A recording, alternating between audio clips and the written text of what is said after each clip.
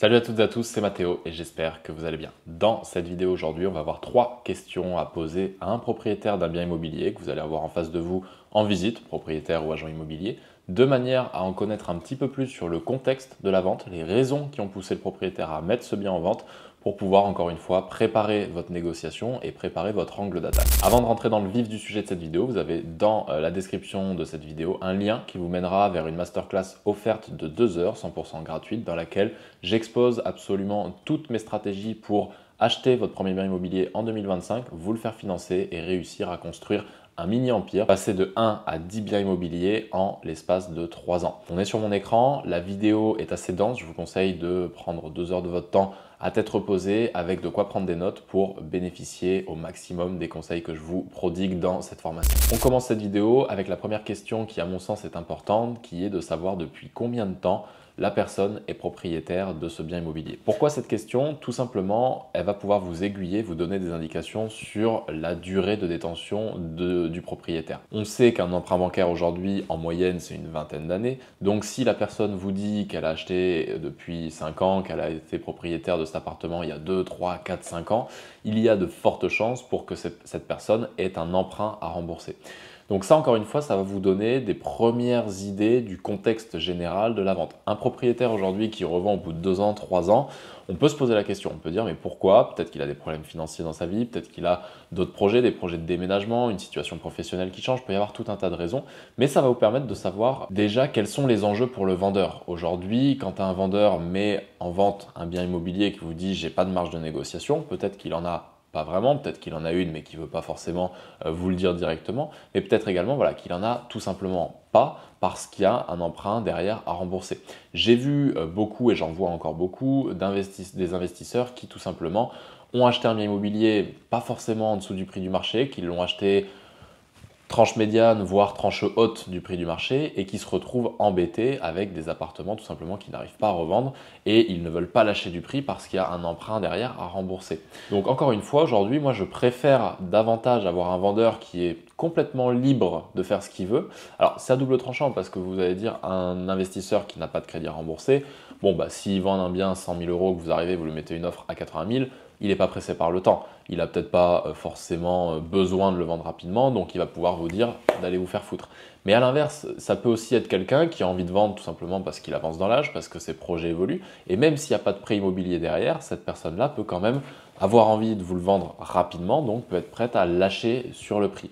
Et encore une fois, quand il n'y a pas la banque derrière qui met la pression et qui vous rappelle que vous avez un emprunt à rembourser, ce sera plus simple pour passer aux négociations. Deuxième question que j'aime bien poser au vendeur ou à l'agent immobilier, c'est pourquoi vendez-vous ce bien immobilier? Ça rejoint un petit peu la première question, mais aujourd'hui, si un propriétaire vend pour une des raisons que je vais énoncer suivante, la règle des 4D, décès, divorce, dette et déménagement, vous savez que ce sont des ventes urgentes. Donc qui dit vente urgente dit enjeu financier, en général.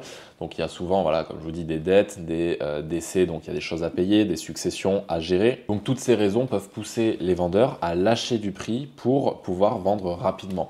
Donc là encore une fois, moi ça m'est arrivé d'arriver tout simplement sur des opérations où c'était des successions, où malheureusement quelqu'un de la famille était décédé, où il y avait d'importants frais, les héritiers étaient obligés de vendre rapidement pour pouvoir rembourser et les frais de succession et les frais d'obsèques. On peut aussi se retrouver sur des situations un peu plus légères avec par exemple quelqu'un qui doit faire une mutation professionnelle, qui va à l'autre bout de la France et qui est obligé de lâcher son appartement dans les 2-3 prochains mois.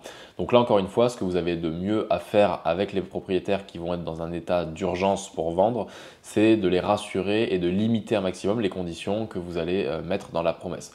Aujourd'hui, quelqu'un de pressé, par exemple, sur un immeuble, qui veut vendre un immeuble rapidement, n'acceptera peut-être pas que vous mettiez une condition d'obtention de permis le jour du compromis de vente, tout simplement parce qu'un permis de construire, ça reste quelque chose d'incertain et qui plus est, qui prend du temps. C'est-à-dire qu'aujourd'hui, vous allez avoir au moins 3 mois de délai d'instruction, plus le recours de tiers, donc on part vite sur 5-6 mois. Je dis 6 mois parce qu'il faut en général au moins 1 mois pour préparer un permis de construire avec un archi pour pouvoir le poser avant de le déposer. Donc encore une fois, plus vous allez alléger vos conditions, plus la vente va être entre guillemets facile pour le vendeur et moins il prendra de risques de se bloquer dans le temps. Donc là encore une fois, essayez de chercher au maximum les vendeurs pressés, notamment pour, comme je vous l'ai dit, cette règle règle des 4D, un vendeur qui vend pour cause de divorce, de décès, de dette ou de déménagement, ce sont des vendeurs pressés qui peuvent lâcher du prix. Troisième question que je pose à chaque fois, c'est est-ce que vous avez déjà eu des offres, des propositions? Donc en fait, cette question est intéressante parce qu'encore une fois, gardez toujours en tête que la personne en face de vous peut jouer le bluff. C'est tout simplement, c'est de la négociation, on est à la frontière de la manipulation et il y a beaucoup de personnes qui vont pas forcément vouloir abattre toutes les cartes devant vous et qui vont trouver vos questions presque un peu indiscrètes. J'aime bien quand même la poser, après c'est moi qui juge si j'estime que c'est vrai ou non, mais j'aime bien poser cette question tout simplement pour savoir avec combien de personnes je suis en concurrence, s'il y a eu déjà des offres, à combien elles ont été faites. Et aujourd'hui, j'avance avec des agents immobiliers ou des propriétaires que je connais, avec qui on avance en confiance. On est complètement transparent. Ils me disent oui, on a eu telle offre, à tant au niveau de prix, à tant au niveau des conditions. Et ils me les montrent. Ils me montrent les offres qui ont déjà été faites, tout simplement pour éviter de se tourner autour et de dire est-ce que c'est vrai, est-ce que c'est pas vrai. Mais déjà, en posant cette question, si la réponse est oui, on a eu des offres, alors vous pouvez lui demander pourquoi ça n'a pas été vendu.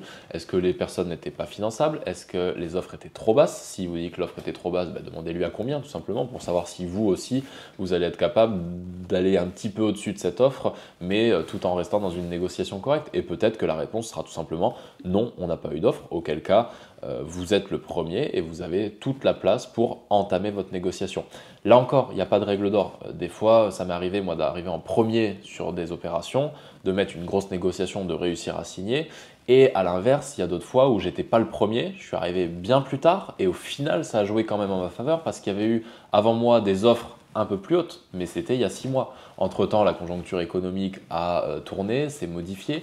Les vendeurs sont un peu plus pressés parce que les acheteurs, tout simplement, ont moins accès au crédit, peuvent acheter moins facilement. Donc en fait, tout simplement, encore une fois, c'est là où c'est important d'être sur le terrain régulièrement, de faire beaucoup d'offres, beaucoup de négociations en permanence, parce que selon les opérations, vous allez arriver à des moments, à des time to market qui vont être bénéfiques ou non pour vous, qui vont vous servir ou vous desservir. Encore une fois, comme je vous le dis, je suis déjà arrivé en premier sur une négo que j'ai réussi à gagner, mais tout simplement parce que il n'y avait peut-être pas d'autres concurrences, d'autres référentiels pour le vendeur, donc il s'est dit bon ok, lui je le sens bien, j'y vais. Et à l'inverse, il y a d'autres fois où je suis arrivé en premier, on m'a dit bah non, justement votre offre elle est trop basse, je vais attendre en fait un peu plus tard dans ma commercialisation pour voir si j'arrive à avoir une offre supérieure. Mais encore une fois, ça va vous permettre d'adapter l'angle d'attaque de votre négociation avec le vendeur à partir du moment où vous savez où vous positionnez dans cette négociation. Est-ce que vous arrivez au début? Est-ce que vous arrivez au milieu? Est-ce que vous arrivez à la fin? Et inversement, moi j'ai souvent eu des situations où je suis arrivé après quelqu'un qui avait fait une offre un peu plus haute que la mienne, qui a signé le compromis de vente, qui a fait partir les délais, donc a essayé d'avoir son crédit bancaire donc pendant 2 mois, 3 mois, qui a mis un avenant parce qu'il n'arrivait pas à signer, donc le propriétaire a accepté de lui donner 1 mois de plus, et au final, la personne, l'acquéreur, n'est pas financé. Donc le bien revient à la vente, mais il s'est écoulé entre-temps plus de 3 mois. Donc le propriétaire, lui, en 3 mois, si c'était une vente urgente, se retrouve peut-être vraiment dans la merde et a besoin de vendre ultra rapidement. Et il est même prêt, des fois, à relâcher encore du prix par rapport à ce qu'il avait signé à votre précédent acquéreur le 3 mois avant. Donc ça aussi, moi, ça m'est arrivé plusieurs fois d'arriver après qu'une première vente ait pété et de réussir à tirer le bien encore moins cher, tout simplement parce que le vendeur était vraiment pris à la gorge. Encore une fois, ces 3 questions sont 3 parmi tant d'autres que je vais pouvoir poser pendant les visites, mais sont 3 questions qui, à mon sens, me semblent importantes, encore une fois, parce que ça vous permet de contextualiser et de comprendre votre position, votre placement au sein de cette négociation. Et en fonction de ça, à vous d'essayer d'avoir l'analyse la plus fine possible. On est sur de l'humain, on est aussi sur de la compréhension émotionnelle de la personne que vous avez en face de vous, comprendre les raisons qui la poussent à vendre, comprendre ses motivations, et en fonction de ça, essayer de faire une bonne négociation, qui, je le rappelle, une bonne négociation, c'est une négociation gagnante-gagnante, où les 2 parties vont réussir à tirer un bénéfice de cette négociation.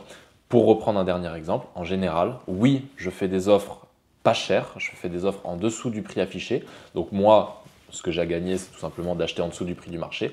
Mais en contrepartie, je ne suis pas le genre de mec à mettre des grosses conditions avec des permis de construire par exemple. Non, au contraire. Moi, je me dis que de toute façon, quand j'achète un bien immobilier, en l'état, avec rénovation, ça doit pouvoir tourner sans nécessiter permis de construire ou certificat d'urbanisme. Donc vous, en tant qu'acquéreur, quand vous négociez forcément ce que le propriétaire a à vous offrir, c'est de lâcher du prix, donc pour vous faire un cadeau sur le prix. Mais vous, ce que vous pouvez offrir à votre vendeur, ça va être du confort, ça va être de la réactivité, du sérieux. Et moi, c'est ce que je dis aujourd'hui aux propriétaires, c'est oui, je vous fais des offres qui sont peut-être basses, vous aurez des offres plus haute que la mienne. Par contre, je sais que je connais mon réseau bancaire, je connais mes capacités financières. Si vous signez avec moi, dans 1 mois et demi, même pas, vous avez les offres de prêt et on est en mesure de signer même avant les 3 mois de la promesse de vente. Il y a tout un tas d'autres questions que j'aurais aimé vous partager ici. Après, la vidéo va être un peu longue et encore une fois, à vous de poser les questions qui vous traversent l'esprit, qui vous semblent pertinentes quand vous êtes en visite. J'espère que cette vidéo vous a plu. Si c'est le cas, n'hésitez pas à me le dire dans les commentaires, à m'envoyer également des idées de prochaines vidéos, des sujets que vous voulez que je traite. Et pour ceux qui ne l'ont pas vu, vous avez dans la description le lien vers cette masterclass offerte de 2 heures dont j'ai parlé au début de cette vidéo. C'était Mathéo, j'espère que cette vidéo vous a plu, je vous dis à la prochaine, ciao ciao.